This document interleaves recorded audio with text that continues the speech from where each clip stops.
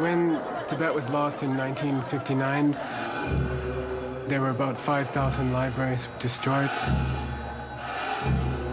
Many of the books were burnt. There were over 200,000 incredible manuscripts on the order of Dante or Shakespeare or Plato. Unbelievable, beautiful, fantastic works of knowledge. Our goal here is to go around the world, find existing copies, and try to preserve them and input them on computers so that everyone can have them.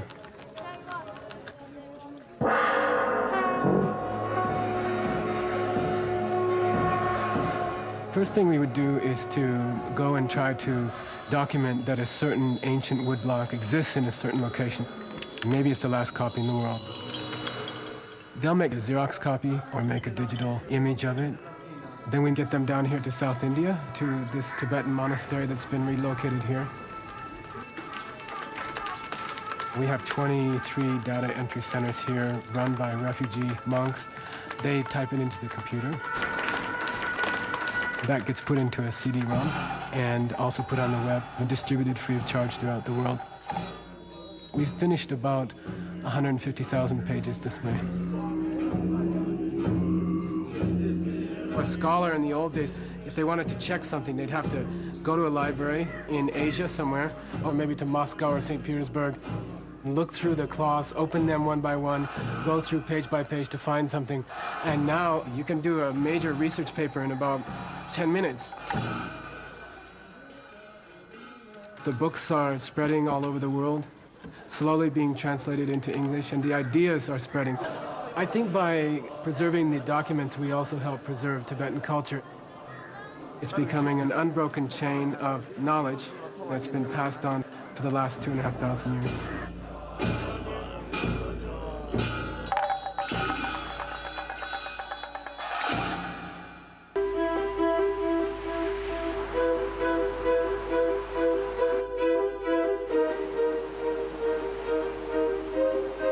Genetics is basically the transmission of information from one generation to the next.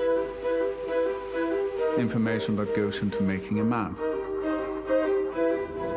The Icelandic nation was founded about 1100 years ago by a relatively small group of people and have lived here in Iceland in relative isolation ever since.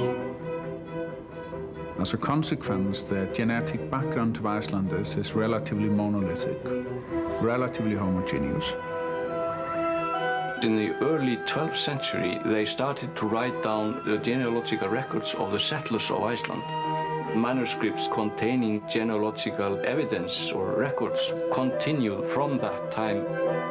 So we do have a continuous record of the families in Iceland. These records have been kept impeccably. We have a computer database on the genealogy of the entire nation that goes far back in time, allowing you to look at the entire nation by the stroke of a button. We are a company that works on genetics. We are figuring out how mutations in genes cause diseases. This is DNA. The use of genetic technology both to make basic biological discoveries and to search for the ideal fit between patient and a drug is going to shorten dramatically the development time of medications. And that is not trivial, because the average time span from the moment you make a biological discovery until drug is on the shelves is 12 to 15 years. And that's a tremendous time span by someone who has a disease for which there is not a treatment. Flow of information is terribly important, sharing of information. The people are your principal asset. It's the human capital that's at the heart of what we do. It is their know-how, it's their knowledge and creative power. Knowledge is the product that we are creating and marketing. So everything we do has to do with the creation and management of knowledge.